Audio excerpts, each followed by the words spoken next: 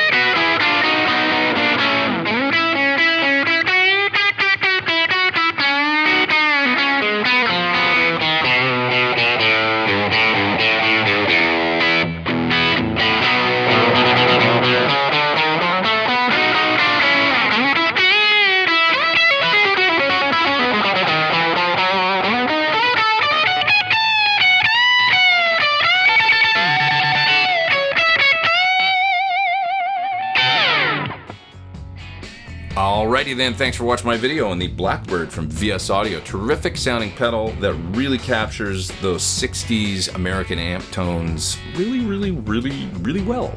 Almost a preamp, really, you could think of it as. One thing I didn't try is stacking it with other pedals, but I bet you could set this guy clean or edge a breakup or, slight overdrive, and then hit it with a clon or a tube screamer and get some really great results that way.